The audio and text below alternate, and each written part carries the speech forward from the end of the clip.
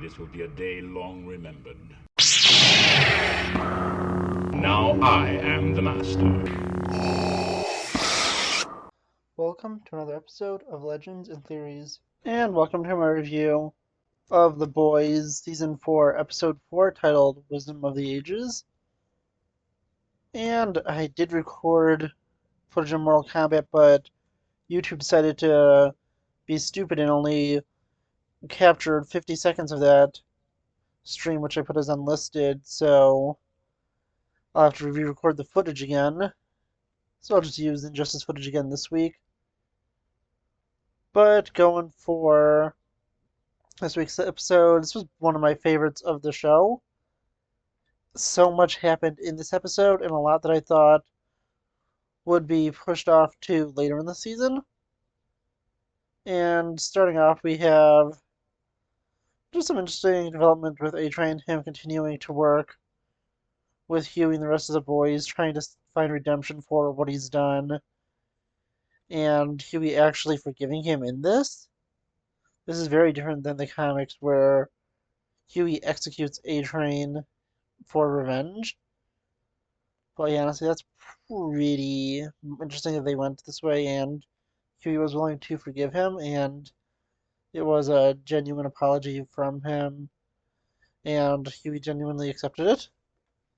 It was pretty interesting to see that.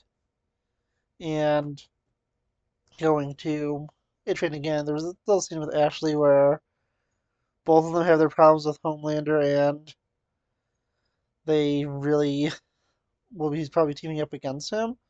Although I don't think either of them are going to be surviving the end of the season. I feel Ashley has a pretty good chance of just being killed, and I think A-Train's going to be pretty brutally executed by Homelander once he learns that he has betrayed him.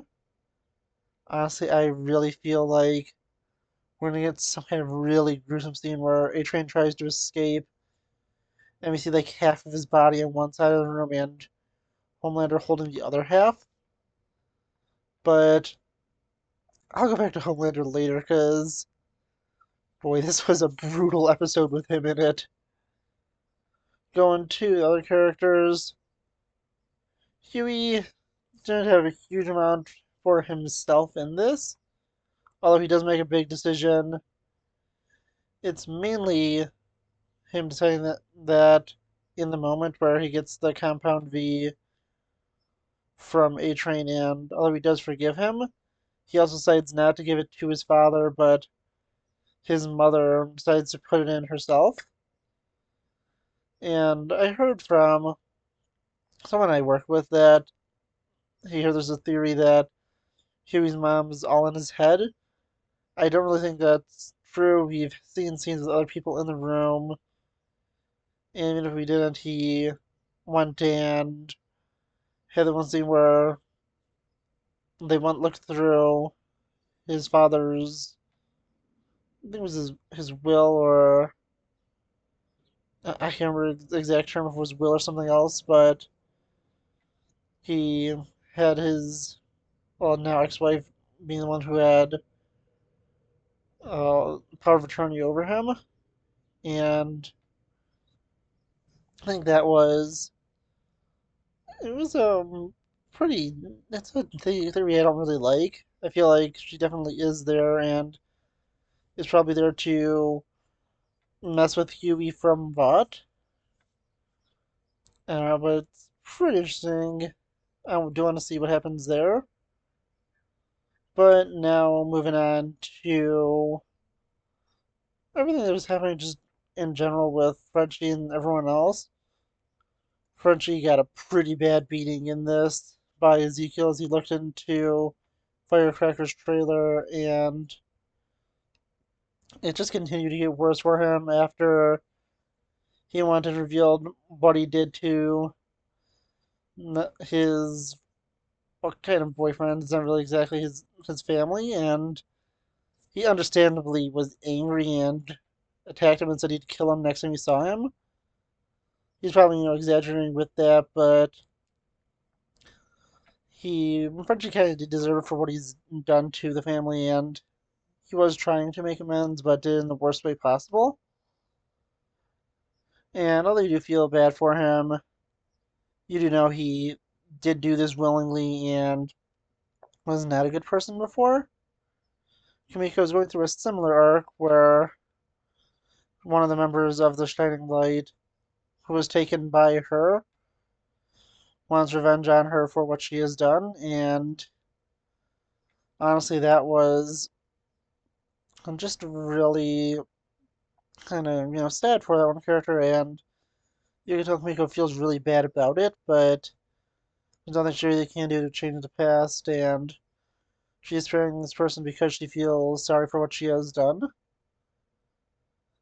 And move on to probably the biggest things. First with Butcher, he has been brought back with the boys and he's working with them. He's being a little more respectful, but he's still doing his dark and twisted stuff. And it's a few things where they showed off camera for how he managed to go and get the information on Firecracker, but I just love the blackmail scene with her where she just goes and posts the information online and then manages to turn a terrible, terrible act into something that people would support her for.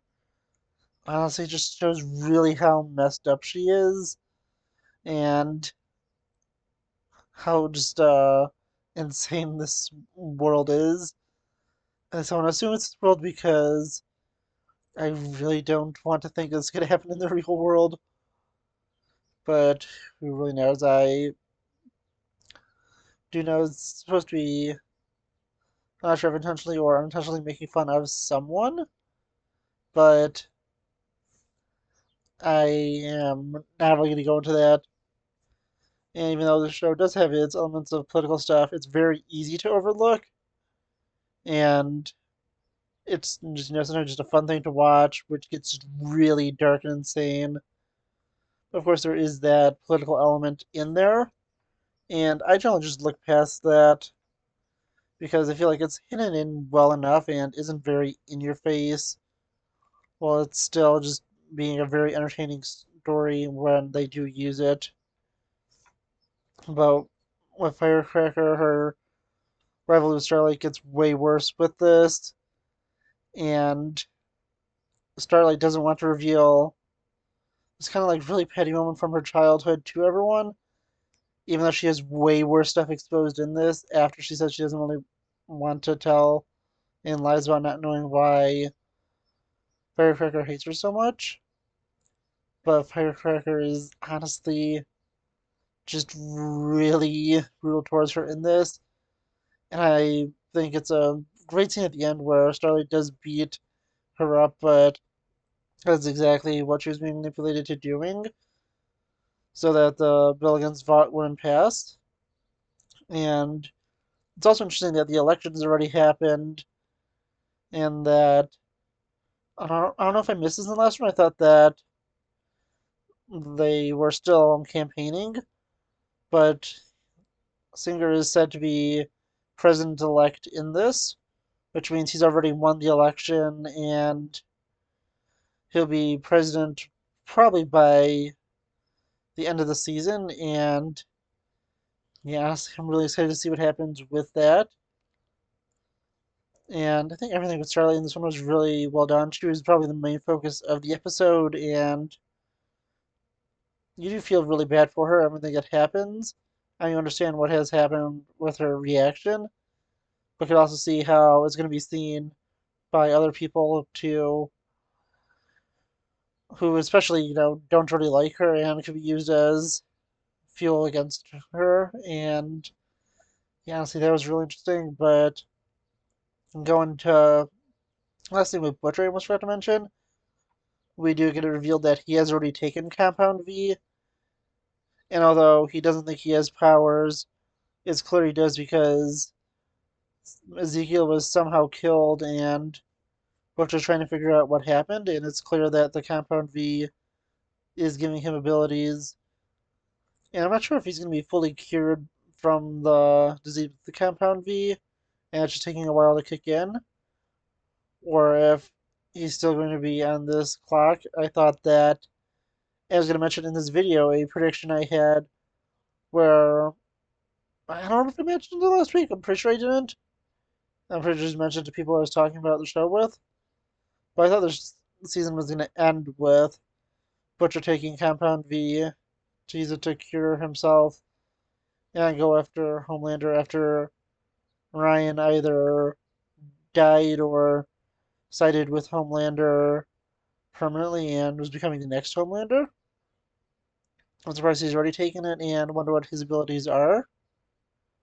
And finally, moving on to the last and most insane and kind of terrifying part of the episode is when Homelander returns to his childhood home where he was experimented on and tortures and murders nearly every person who experimented on him as a child besides the person who was in charge of it, who he left in a locked room for her to slowly die and look at the bodies of the people she used to work with and that tortured him.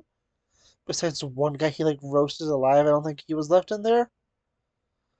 But yeah, this was a dark episode for that part. They completely removed the scene of Homelander massacring the room of doctors.